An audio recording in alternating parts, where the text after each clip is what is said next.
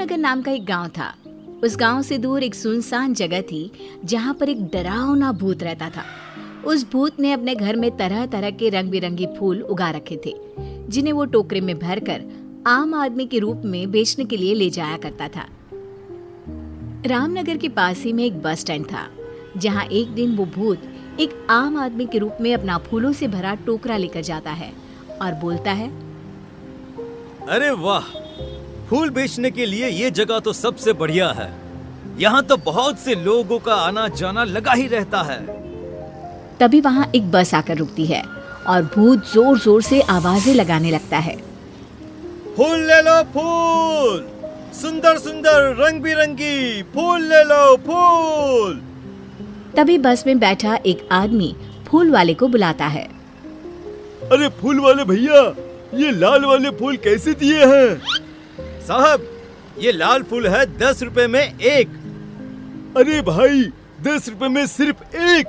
इतने में तो एक पूरी माला आ जाएगी। अरे साहब, चलिए आपको 10 रुपए में 2 फूल दे देता हूँ। घर जाकर अपनी धर्मपत्नी जी को दीजिएगा। ये लाल फूल देखेगी तो वो बहुत बहुत खुश हो जाएंगे। बस में बैठे कुछ और लोग भी उससे फूल खरीद लेते हैं और बस वहाँ से चली जाती है। भूत हंसते हुए बोलता है, आज तो मजा ही आ गया, मेरे काफी फूल बिक गए। अरे इन सब लोगों को क्या पता कि मेरे इन फूलों की खुशबू जो भी सुंदर औरत लेगी वो मेरे वश में हो जाएगी, और इन फूलों का असर सिर्फ सुंदर औरतों पर ही होगा, और वो सब छोड़ छाड़ कर मेरे पास भागी चली आएंगी। ऐसा बोलकर भूत जोर जोर से हंसने लगता है और अपने घर चला जाता है।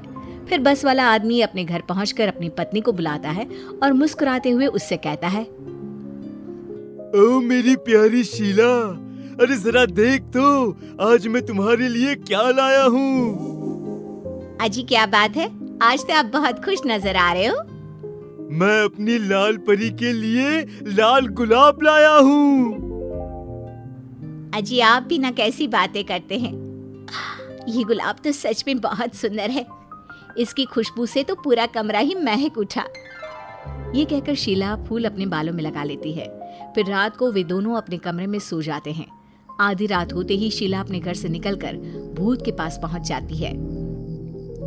अरे वाह, मेरे फूलों की खुशबू आखिर तुझे मेरे पास ले ही आई। फिर भूत शीला को एक कमरे में बंद कर देता है। तभी 2 और सुंदर औरतें वहां आती हैं। वे औरतें भी उस भूत के वश में होती है। भूत उन्हें भी ले जाकर शीला के साथ कमरे में बंद कर देता है।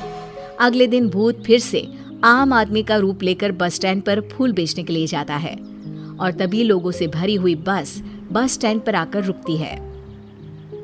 फूल ले लो, फूल, सुंदर सुंदर खुशबूदार रंग बिरंगी फूल, हर तरह के फूल है मेरे पास। फूलों की माला, फूलों का गजरा, जो भी पसंद आए वो ले लो। अभी बस में 2 दोस्त रामू और श्यामू बैठे होते हैं। अरे फूल वाले, एक सुंदर सा गजरा तो देना भाई। अरे वाह रामू, क्या बात है, भाभी जी के लिए गजरा?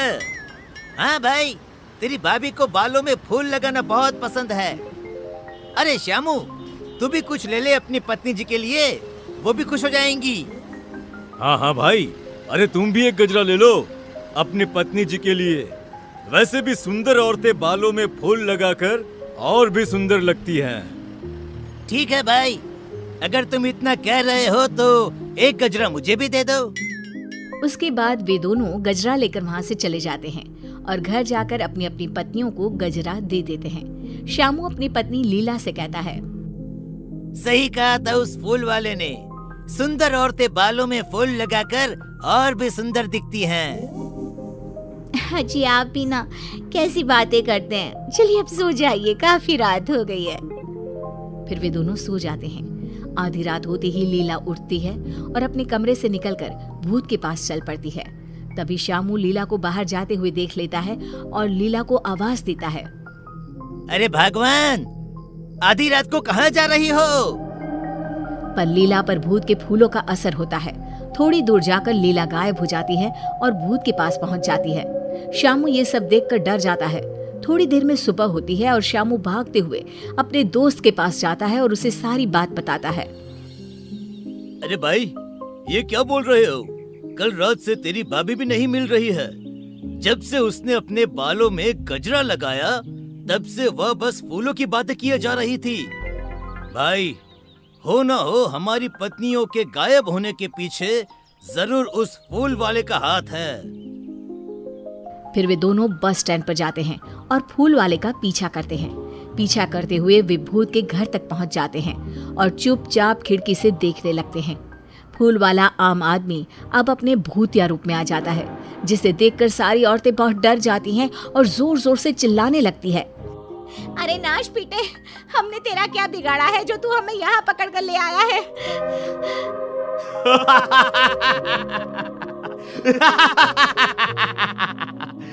तुम सुंदर औरतों के खून से ही तो मेरे इन सुंदर सुंदर फूलों को शक्ति मिलती है। जितनी ज्यादा फूलों को शक्ति मिलेगी मैं उतना ही ताकतवर बनूंगा और फिर पूरे गांव पर सिर्फ मेरा ही राज होगा। आज आधी रात को ही मैं एक एक करके तुम सारी सुंदरियों का खून अपने फूलों में डालूंगा। रामू और शामू ये सब खिड़की से देख और सुन रहे होते हैं। तभी रामू बोलता है। अरे भाई शामू, यह फूल बेचने वाला तो भूत निकला। अब हमें इन सभी औरतों को भूत के चुंगल से निकालने के लिए कुछ न कुछ करना ही होगा।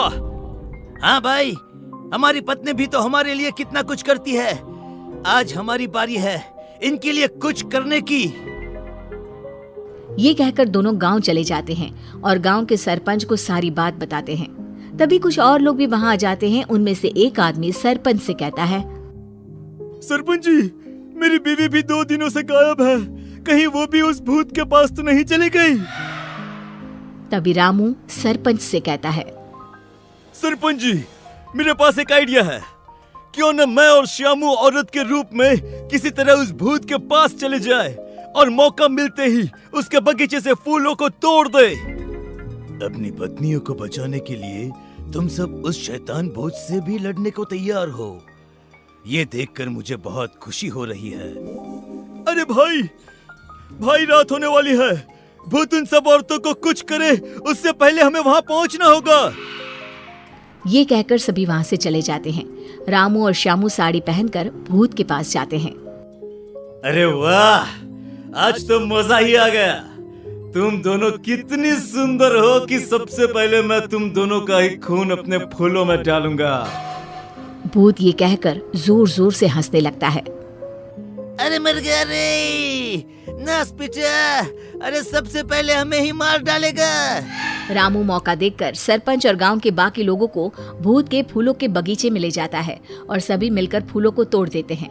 जैसे ही फूल टूटते हैं भूत जलने लगता है और जोर जोर से चिल्लाने लगता है।